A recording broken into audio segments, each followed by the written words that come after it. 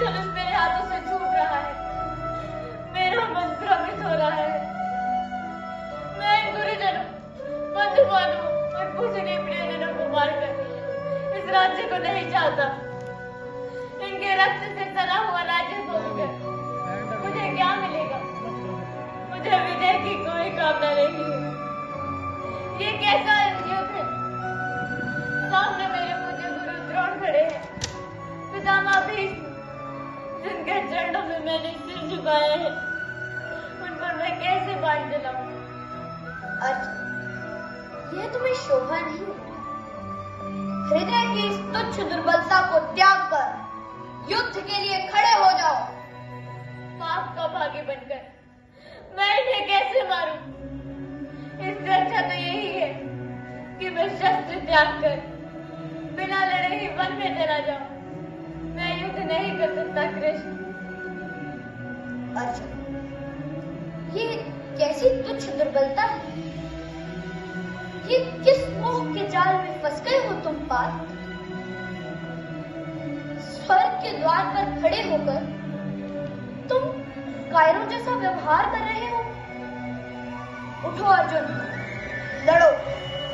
ये कैसा धर्म है जिसके लिए मुझे अपने ही खून से होली खेलनी पड़े? मैं ये राज्य, ये विजय, ये स्वर्ग सब ठुकराता हूँ। मुझे ऐसी सत्ता नहीं चाहिए जो मेरे ही प्रियजनों की लाशों पर खड़ी हो। मैं युद्ध से हटता हूँ कृष्ण।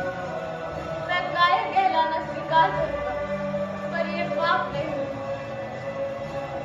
देव, इस शरीर में जैसे बचपन, जवानी और बुढ़ापा प्राप्त करता है, वैसे ही शरीर के मारे जाने के बाद यह आत्मा दूसरे शरीर को प्राप्त होती है। ये धीर पुरुष इसमें मोहित नहीं होते। यह आत्मा न जन्म लेती है न मरती है। ये अजन्मा, नित्य और सनातन है।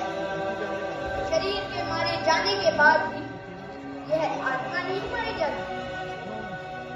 जैसे मनुष्य पुराने वस्त्रों को त्याग कर नए वस्त्र धारण करता है, वैसे ही यह आत्मा पुराने शरीरों को त्याग कर नए शरीर धारण करती है।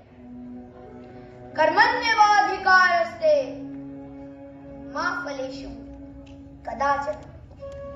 अर्थात कर्म करने में ही तुम्हारा अधिकार है पार्थ, उसके फलों में कभी नहीं। तुम फल की इच्छा से मुक्त होकर, आसक्ति त्याग कर, केवल अपना धर्म समझकर युद्ध करो। सुख और दुख, लाभ और हानि, जय और पराजय को समान समझकर युद्ध के लिए तैयार हो जाओ। इस प्रकार कर्म करने से तुम्हें पाप नहीं लगेगा। आपकी बातें सत्य है प्रभु, पर मैं आपको केवल एक साथी के रूप में देखता आया हूँ। इस संसार की माया के पास आपका वास्तविक सत्य क्या है? यदि आप सचमुच विश्वेश्वर हैं, तो मुझे वो ब्रह्मांडीय सत्य दिखाइए, मुझे दर्शन दीजिए, जिस रूप को देखकर मेरा ये मनुष्य मन शांत हो जाए। तथास्तु, तुम्हारी इच्छा पूर्ण हो पाए, पर अपनी साधारण आंखों को बंद करो, क्योंकि अब जो मैं तुम्हें दिखाने जा रहा हूँ वो कोई नश्वर आंख नहीं सह सकती। हे देव, मैं आपके शरीर में समस्त देवताओं को, सभी जीवों के समूहों को, ब्रह्मा को कमल की आसन पर विराजमान और सभी ऋषियों को देख रहा हूँ। आप अनंत मुख, अनंत नेत्र और अनंत भुजाओं वाले हैं। आपका तेज करोड़ों सूर्यों के समान है। आप कौन हैं? इस भयंकर रूप वाले आप कौन हैं? मैं आपको नमस्कार करता हूँ। हे देव, बताइए आप कौन हैं? देख अर्जुन, मैं हूँ काल, इस लोक का नाश करने वाला महाकाल हूँ मैं। तू तो केवल एक साधन है, एक साधन मात्र। उठो अर्जुन, लड़ो।